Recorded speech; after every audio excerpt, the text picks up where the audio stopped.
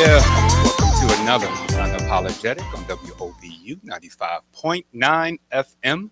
I'm your host, Eric King, and this is part two of Why Do Side Pieces Keep Winning?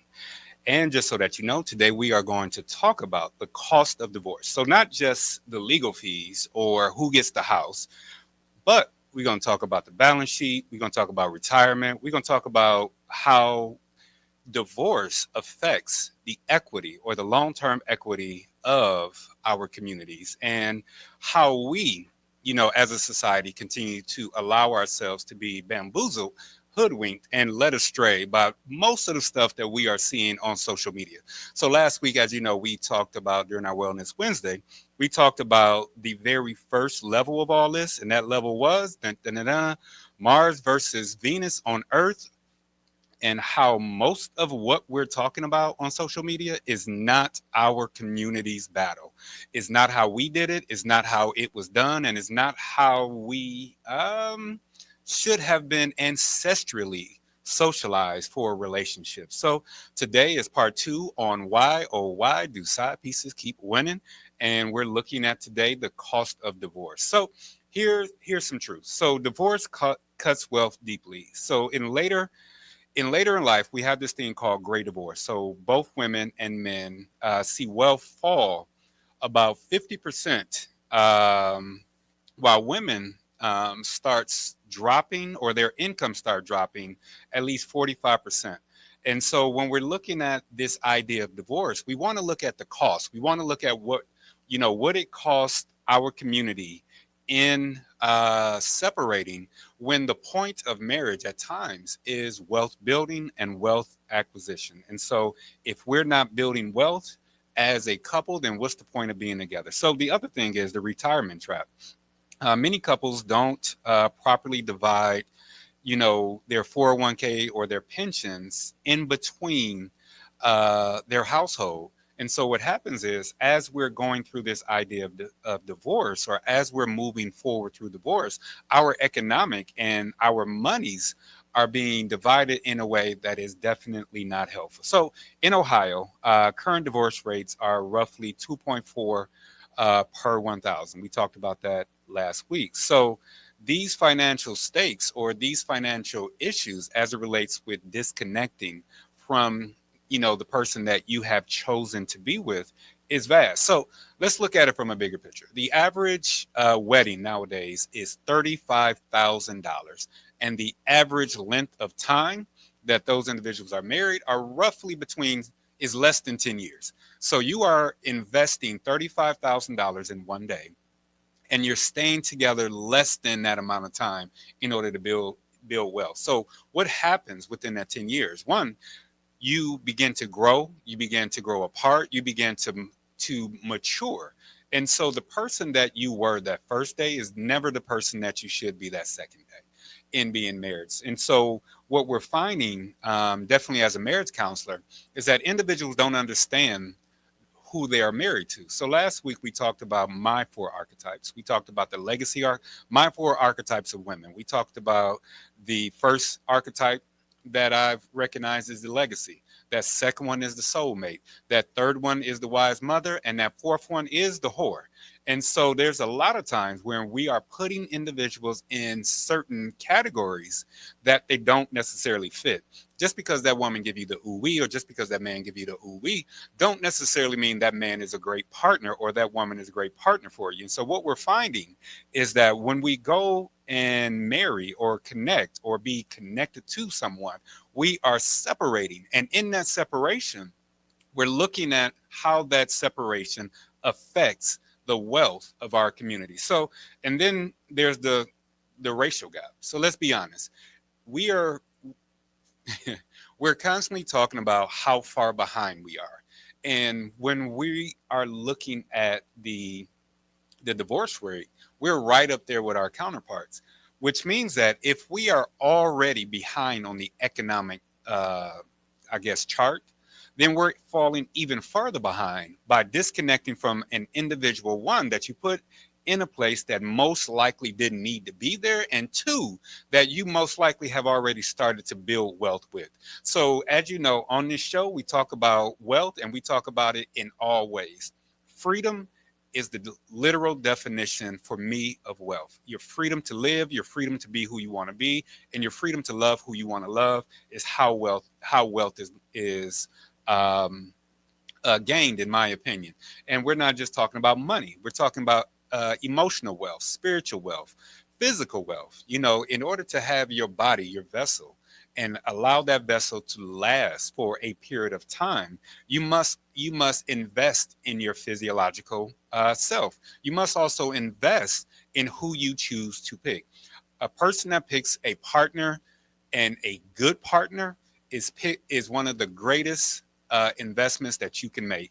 And it's not always about what that person has or what that person can do for you. So when you commit to an arrangement, you first have to commit to yourself, commit to that arrangement, and through that arrangement, you are committing to that person.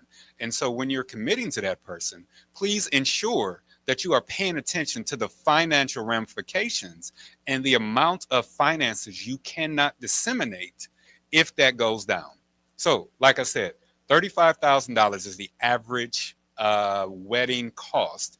And weddings, meaning as in marriages, are lasting less than 10 years. And there's something that happened. We have this thing called quiet divorce, to where individuals are living separate lives. And because of the financial barrier or the financial toll, they are choosing not to disconnect, but they're no longer together. So what does that look like for the kids? What does that look like for the community? What does that look like for relationship goals, as we say?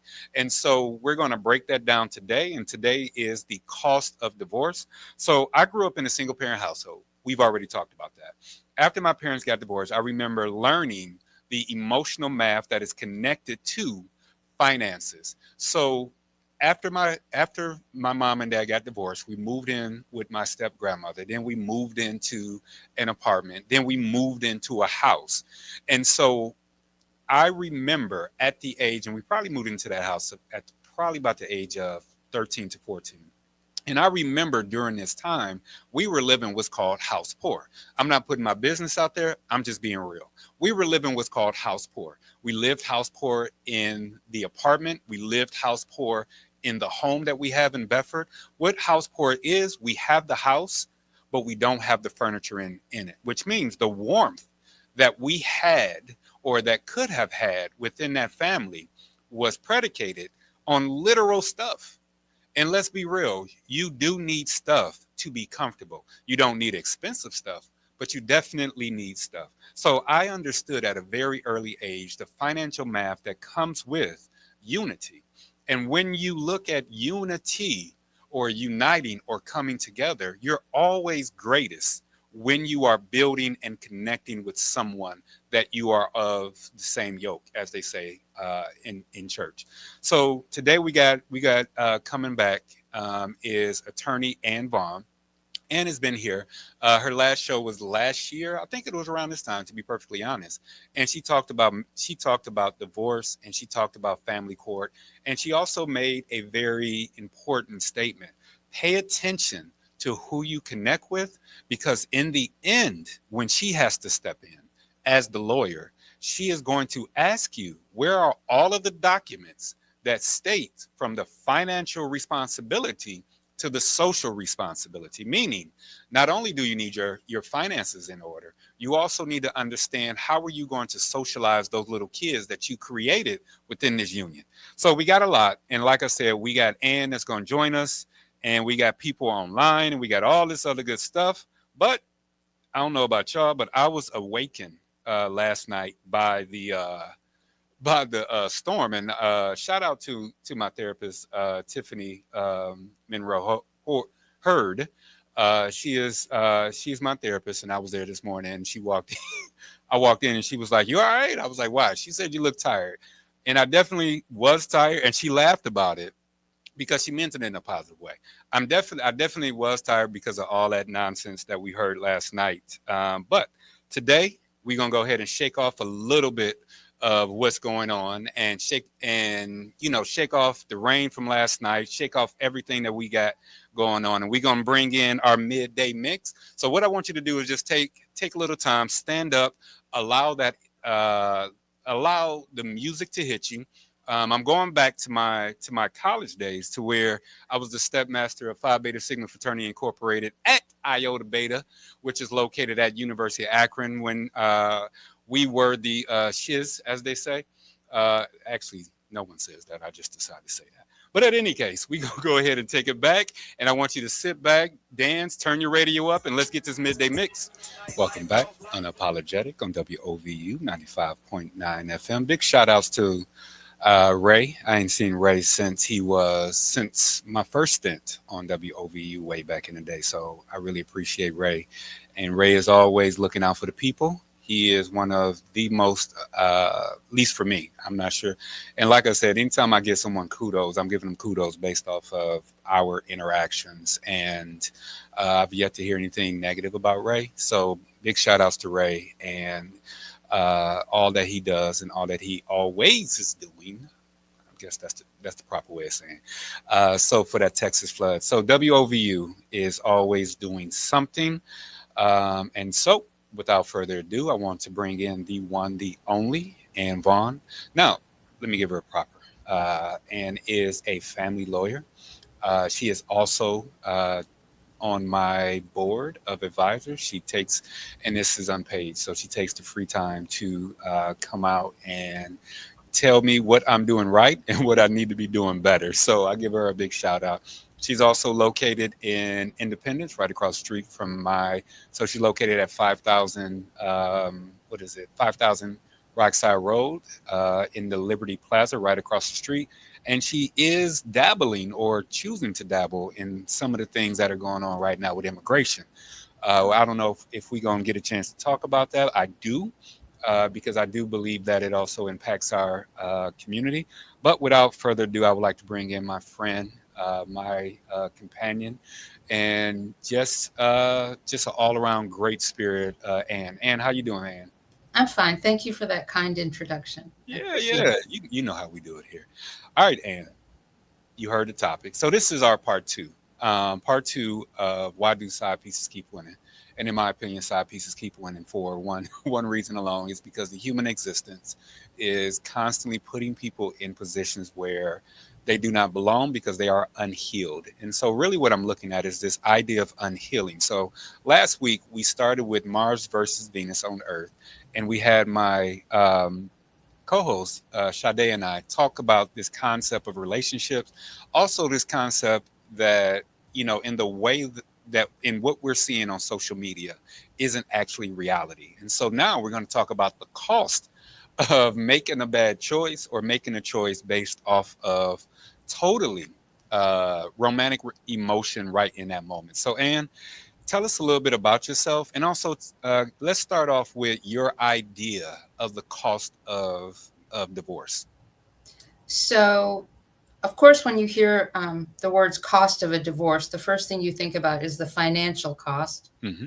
That's quite obvious. That's the most tangible cost that people experience, from the legal fees it costs to retain an attorney, to property division, debt division, child support, spousal support, Mm.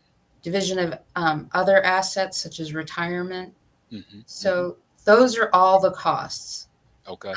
But then on the other side, there are also soft costs, which are just as um, have just as much value, and that would be, for example, the emotional cost Hmm. and the cost on your family if you have children, things of that nature. And then the adjustment of lifestyle. That also takes a toll. So a divorce is far more than just terminating the marriage, and people don't really realize that until they get into it. So when so let's talk about the cost of marriage as it relates to. Let's start with just $35,000 is an average.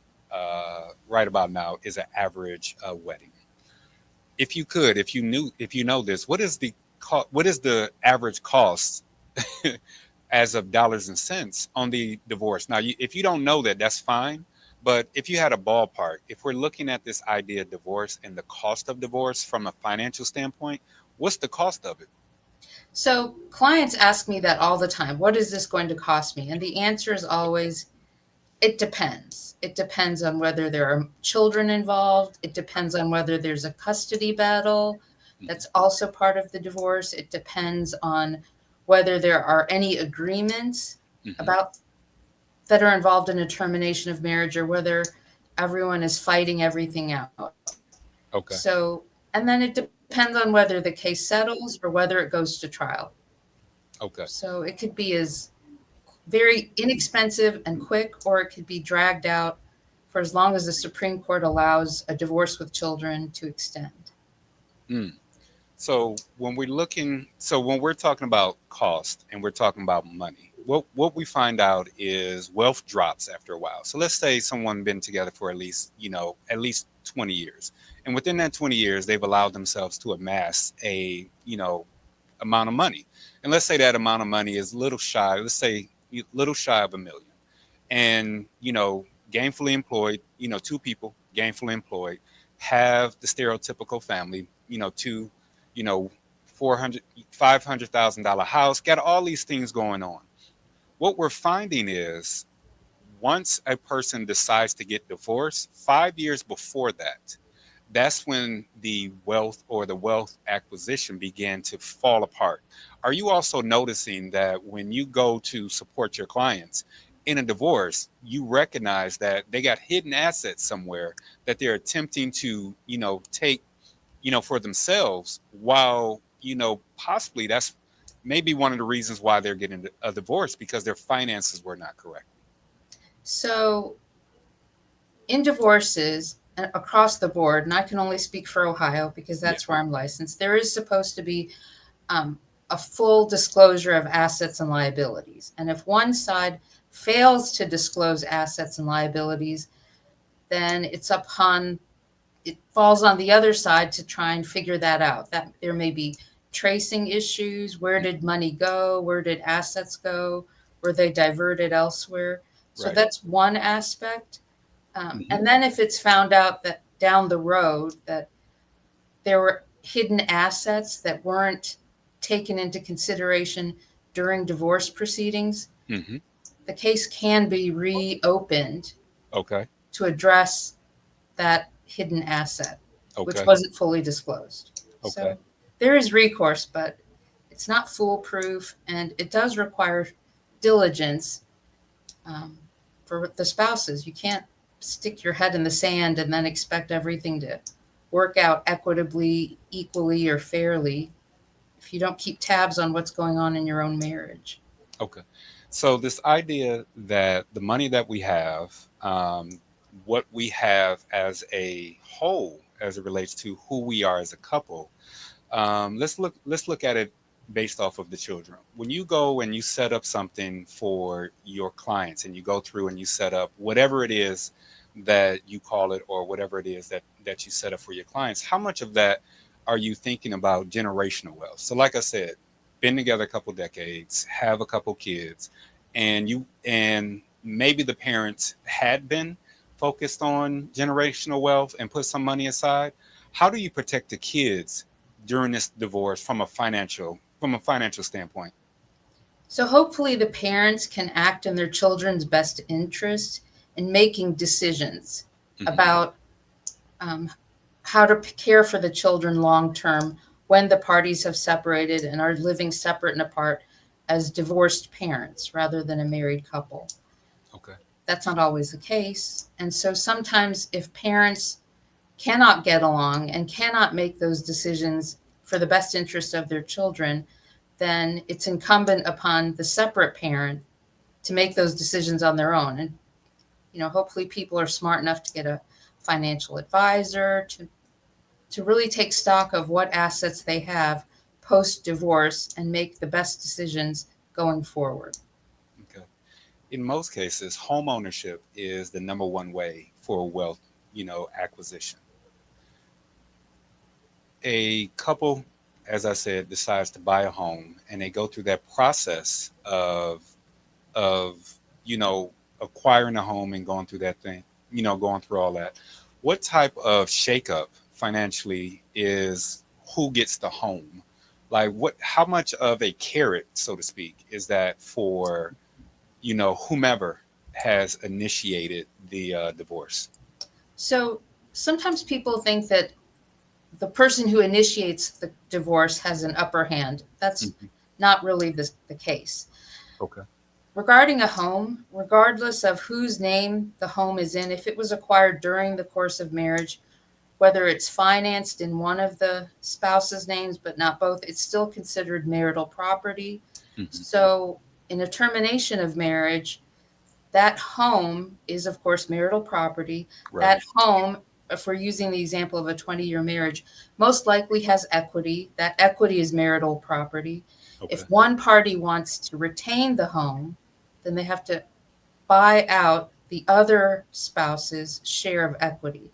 And that may not be possible because you're going now from a two income household to one. Hmm. And then, it's a whole different situation. Perhaps the house has to be sold Yeah. and then equity is divided after all debts and things of that nature are addressed. So there is still opportunity. Let's say neither party is in a position to retain the marital home, but the home has equity. So the home can be sold, and then each party could walk away with their share of the equity, which they can put towards a down payment towards a home of their own. That, of Okay. course, depends on their income, their credit score, things of that nature, but that's always an option. So, can you go back? What I heard was one, that the marital, so whomever actually starts the process, it doesn't necessarily have the upper hand. So that's one. Which Correct. means if that's possible, that means all of the assets are up for grabs, so to speak. Is that about right? And they're all All, considered yes, it's marital all assets. marital, Okay. regardless. If you had a stay-at-home spouse, that Hmm. doesn't mean that the income earning spouse has more than 50%. It's Okay. And sometimes people have a hard time understanding that the spouse who worked outside of the home may think that they have or are entitled to a greater share of the assets, Hmm. but that is not the case. That is not how the state of Ohio operates. Okay. Now go back to this idea of buying out. So that's the first time I've ever heard in a divorce you're going if you have a marital home, because once again the American dream, you get a home, everything gonna be okay. This is the first time that I've ever heard someone talk about buying out a former spouse. What can you explain how that works? Sure. Because that's new to me, and I've never heard about it. Okay, so let's say there is a home, the marital home, and you get it appraised, and the appraisal value is 100,000, and Okay. there's only 50,000 owed on the mortgage. Well, Okay. then that means that there's a $50,000 worth of equity. Correct. Let's say there's no marital debt. That means that each party is entitled to half that equity. That's 25,000 each. Okay. Let's say one party to the marriage does not want to be in the marital home. They want a fresh start, Hmm. but the other person wants to retain that home. So they Okay. can refinance the home, Okay. pull out $25,000 worth of equity, Okay. give it to their spouse, and then that property division would be complete. Is that So, yeah, no, it makes perfect sense. How does that work? So, how does that work with someone who's in retirement age? Because what we're also finding is that one, people are living longer. Two, people are getting divorced. So, I can't remember, the commercial. It was a commercial some time ago, and they were touting this idea of life after divorce in your 50s. How does retirement funds and all that work if, let's say, you got married at the age of 20, and yeah, your kids are out. Everybody is out. You got married at the age of 20. Now you're 50. You've been married 30 years, or you're 55. You've been married 30 years. You got pension, you got retirements. How does that work in divorce after 50? so? Regardless of who earned the pension or retirement, it's also considered a marital asset. Okay. So There So are, marital asset is the thing. That's anything that you get in a union is up for grabs.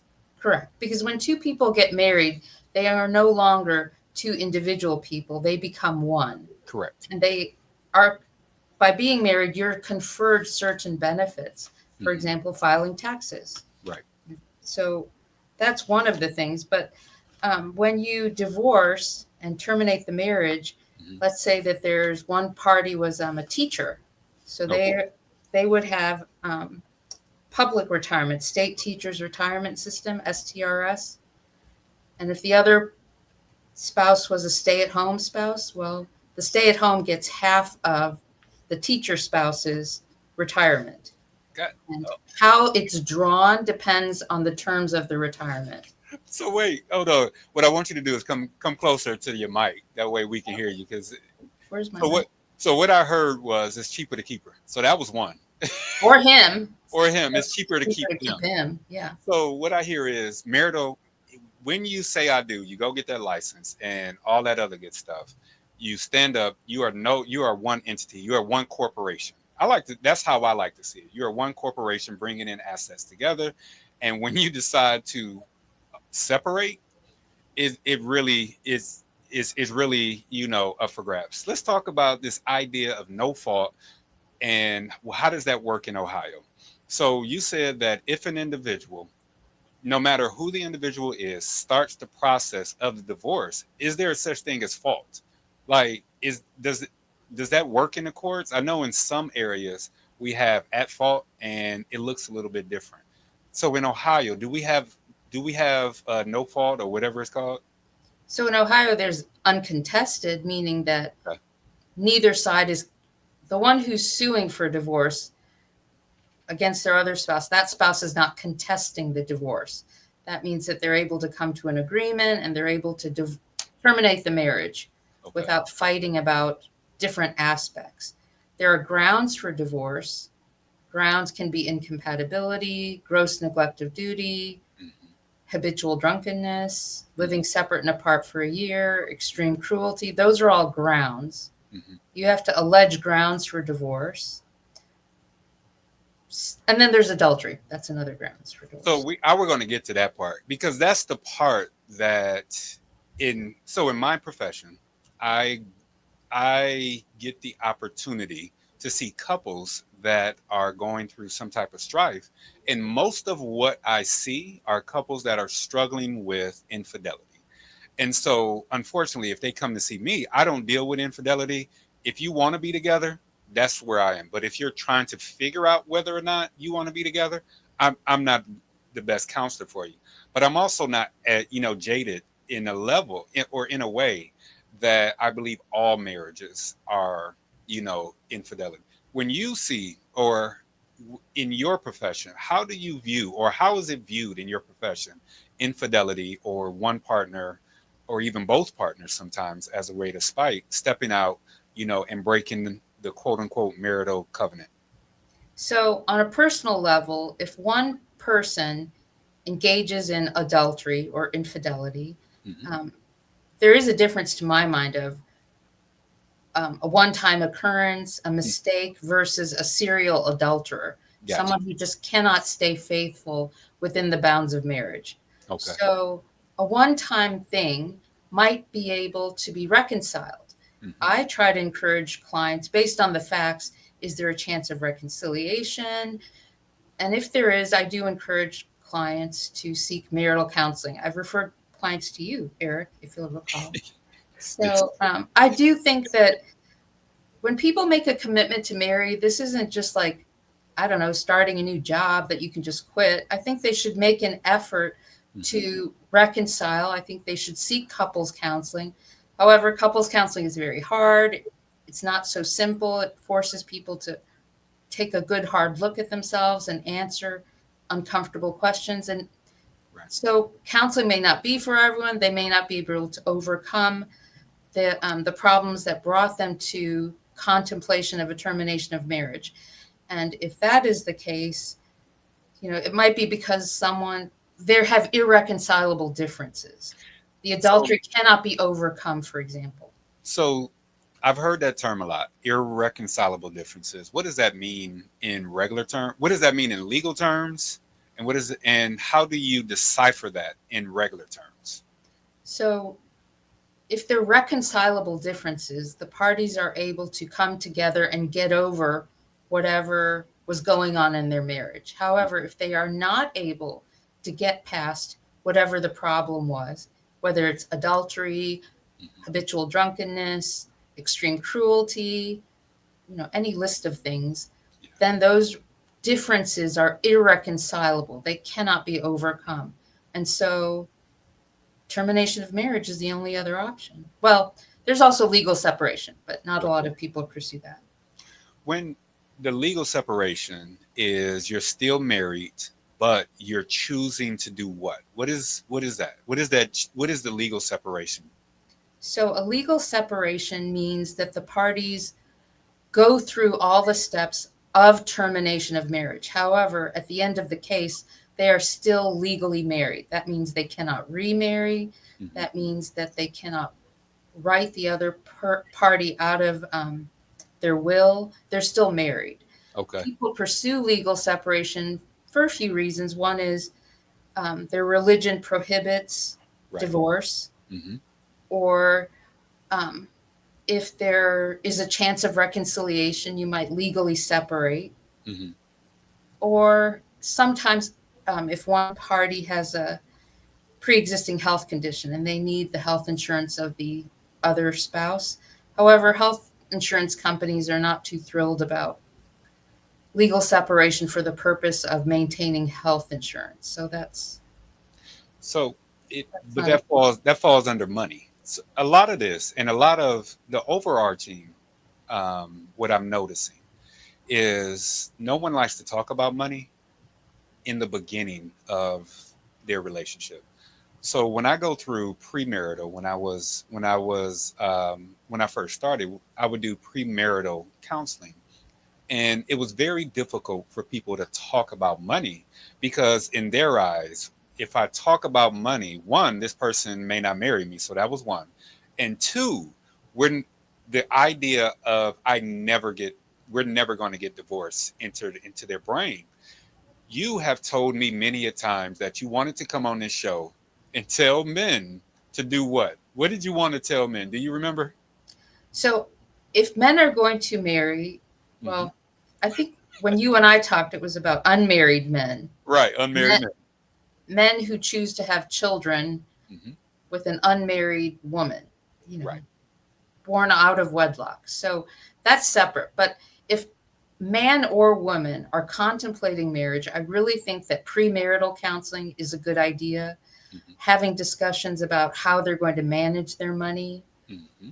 and also considering a prenuptial agreement. That's not the worst idea in the world. It doesn't doom the marriage to Hmm. divorce 10 years down the road. It just means that there's some consideration about certain things. And one of them might be if both parties, for example, enter a marriage, but they both have 401ks and retirement assets, they might make a decision that in the event of divorce, that Hmm. each party will retain their own retirement assets. And is that usually after? So let's say an individual is, you marry someone and that person has a family trust, and you're roughly around in your 20s. That person has a family trust that provides a income annually, and this person does not. When you get married, so if we go back to this prenup, you get married, are we adding in that prenup that whatever comes from this trust or whatever comes from this money or this money that I had beforehand is still mine? So people, that's an asset. It should be considered, contemplated, and Mm-hmm. taken into consideration. Um, if what you're doing is coming together to make decisions about the marriage, what to do when things may get difficult or don't work out, if there's a trust, that should also be taken into consideration. Of course, the terms of the trust might be the prevailing factor in how it can be divided Okay.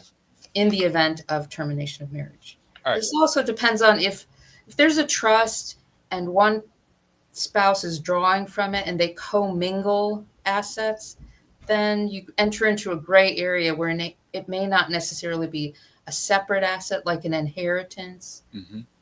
but when you commingle, then things get a little bit grayer. And I so, have heard athletes when they first come out. So now we have the NIL, we have college athletes that are getting paid, and this is pre-marriage. So they're getting paid, they're doing their thing, and so they have the opportunity to pay professional.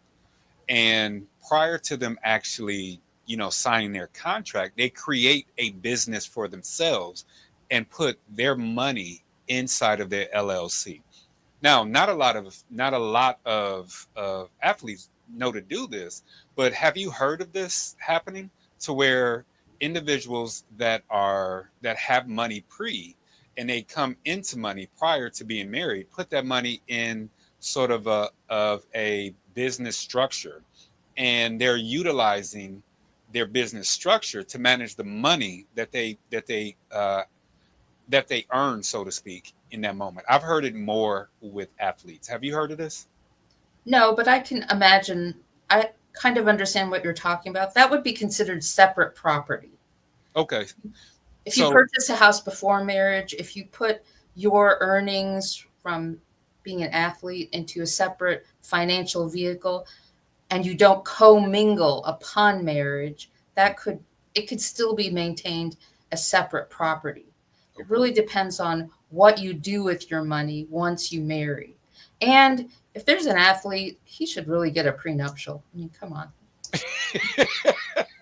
for real. I mean, so so this idea of utilizing the courts to simply keep, I know that we're talking about finances, but what you're literally doing is attempting to keep a position of strength, you know, just in case something, goes quote unquote awry. Is that how, it's interpreted when you're in court, that this is just simply an asset, and you know this is just what I chose to do with the money. I didn't go into it believing that we were going to get a divorce. well, most people when they marry don't think that they're going to divorce. Hmm. That would be a very stupid reason to get married. Very much so. But I think that it's wise to contemplate a prenuptial agreement just in case things go awry. I don't think there's anything wrong with that. Um, but there's also, I mean, there's different ways to protect yourself. For example, if there is a retirement asset and technically, um, both part technically a retirement asset is subject to division based on what accrued over the course of marriage. However, let's say the parties separated for a Hmm. period of time and they started living separate and apart, but still were married. Well, you can, if you have a good lawyer, Hmm. they can make an argument that the other spouse is not entitled to an equal division of the marital portion. You could make an argument that there's a de facto end date of marriage, which would Hmm. be the date that they physically separated and started living separate and apart. All of those are just different arguments to protect your assets. And at in the very end, um, what we're actually not talking about, and that's not necessarily your, wheelhouse, is the damage that is done. The damage that is done as it relates to two people going into a relationship recklessly, and we're talking about the finances related to, that recklessness. When you're seeing somebody in your office and that person, is giving you their story, what are some of the things you listen for that you recognize where your client went downhill, and now the community or wherever they're from, their family, their kids are going to have to deal with their poor judgment and how they move forward? Is there something that you hear? So, I mean, when people come to me because they're contemplating divorce, they're usually very emotional. So Right. it takes a little bit of time to get to the facts that Hmm. matter, Hmm. Hmm. um, and getting past the emotion.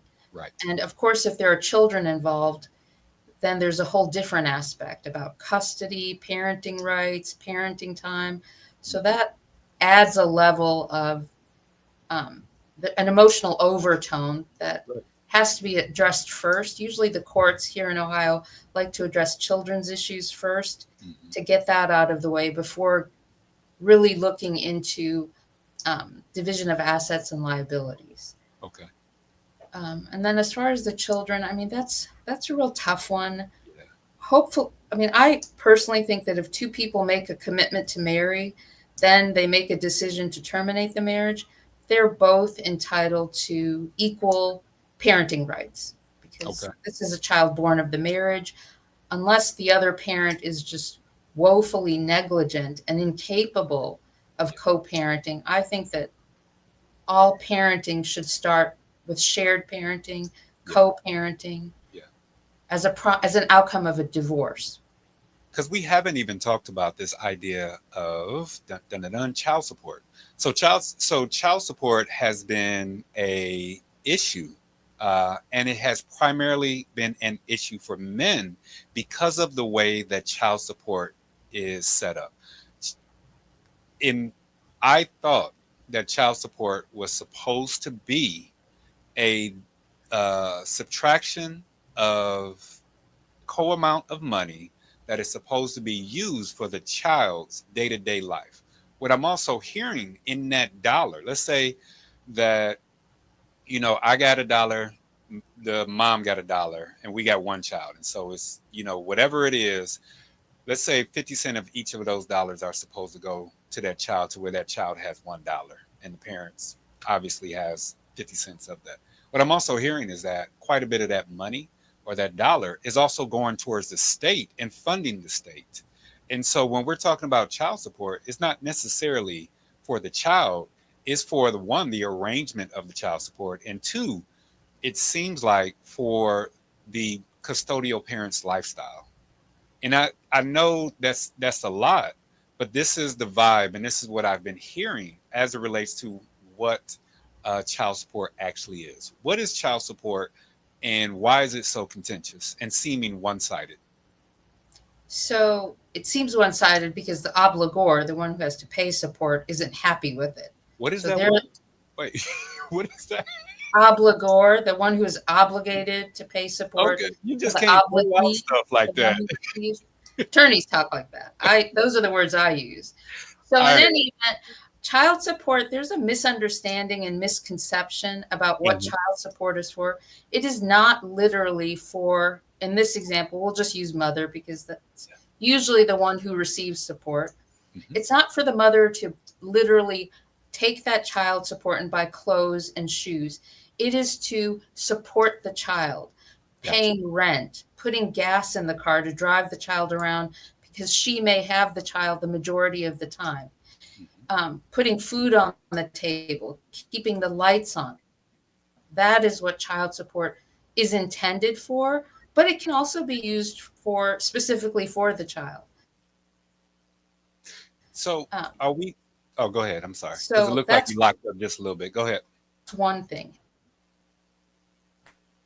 All right, And you still there? then Uh, look like the internet in the building.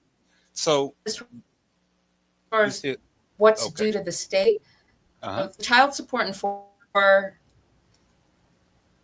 collecting the child support, processing it, distributing it, issuing income withholding orders. I mean, it's not the most perfect system, but it works because if you left it up to the parties to, upon their honor, pay Uh huh. support Uh huh. regularly, it wouldn't happen. The courts would be inundated and flooded with motions to show cause for failure to pay support. So you have to have a system. It's the best that we have. And 2% processing fee that the child support office charges is not a lot of money. They have to Well, do their job too. let me ask you this: why is it that it's more towards men than non-men? Let's go with that. So it's usually because men earn more money. That might be one reason. Or even if they don't, um, the woman has the child the majority of the time. If the Okay. father winds up with a standard parenting order, which is every other weekend, and a Oh, midweek. That might be 6 or 7 overnights in a month.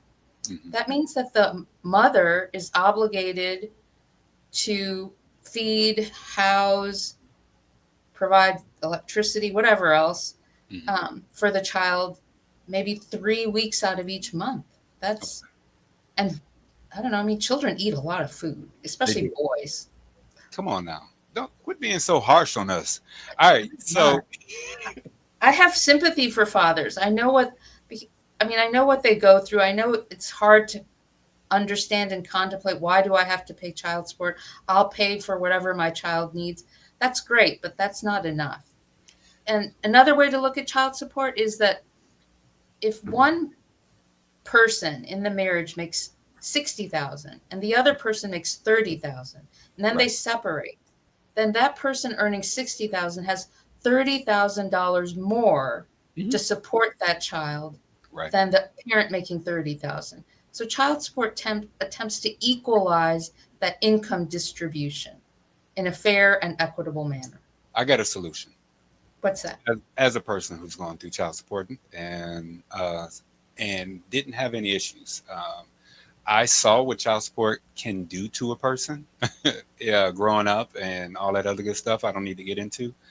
But this is my solution. This is something that I've been hearing: is what if both parents feeds into quote unquote a trust, and the drawing of that trust is solely based on the custodial parent, and that custodial parent has to show receipts based on the drawing of the money.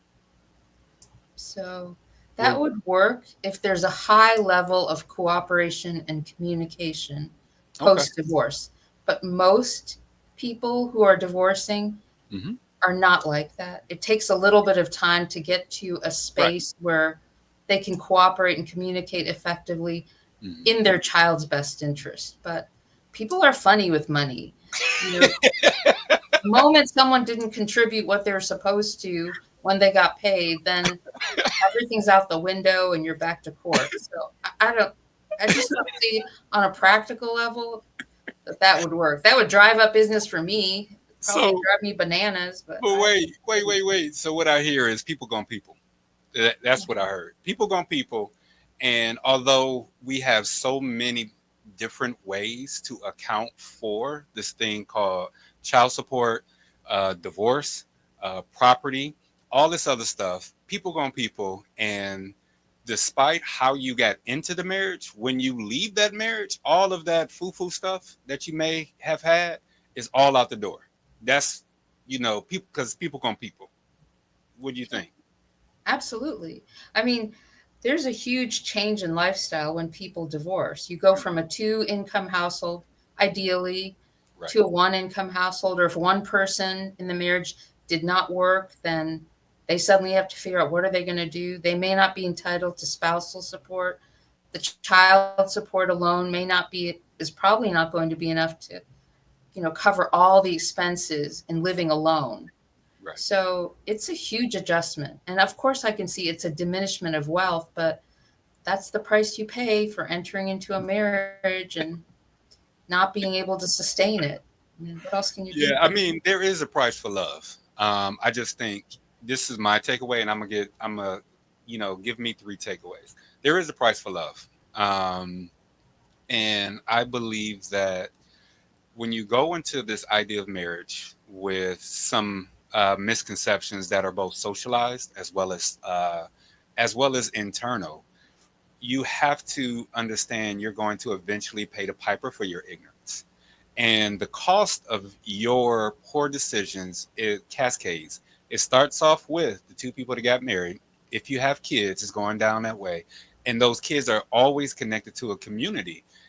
And if we're not seeing strong connections and we're not seeing strong togetherness, we cannot build up a community or allow the community to flower. So that doesn't mean stay married. That just means before you get married, think and understand that this person is with you or is going to be connected to you in some way, shape, or form for probably the rest of your life. Even if you know you don't have any kids, there's some aspect of you that's going to be connected to that person for the rest of your life.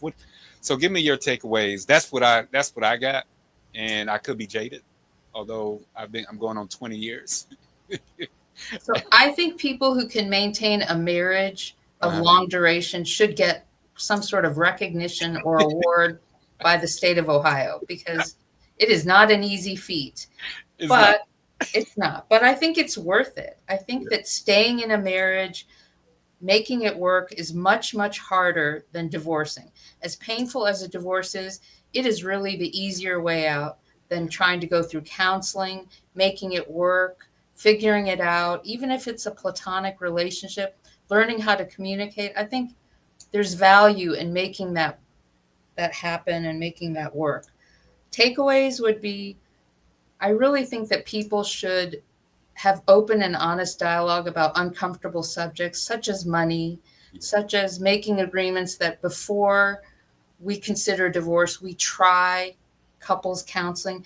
And it may not necessarily be to reconcile, but it may be to do what's called conscious uncoupling, Yeah. consciously making choices about how you're going to terminate the marriage. Yeah. And counseling can help achieve that, to maintain a friendship post divorce. Because it is hard. I have to be real. Being married is hard, and there's a constant questioning of how long to do this thing. That doesn't mean that you should be disconnected from that person, but it is a conscious. At least I have this a conscious thought of, okay, is everything doing okay? But that's just me, and I truly believe that if you are or do not understand the concept of the evolution of humans and how we are constantly want what we want when we want it, you're setting yourself up for failure in anything that you do. Outside of marriage, we could be jobs, having kids, and stuff like that. So, and I appreciate your time. We actually used the whole time, and give them some information where they can see you or come visit you. So, if you need a divorce, please see a counselor first, then come see me. See Eric first. Yes, go see Eric. He's in the same building that I am, out here in the lovely suburb of Independence. Hmm. You can also find me on the World Wide Web under my name, Ann Vaughn. I also think it's a good idea to maybe do some research on your own, read a book or two about what divorce entails. We go we gonna get off. I'll see you later, and I appreciate your time. Thank you for having me, Eric. I'll see you Thank you around. so much. I'll see you when I'm back in the building. All right, All bye. right, be easy, and thank you so much for being a part of this show. All My right? pleasure. All All right. right. All right.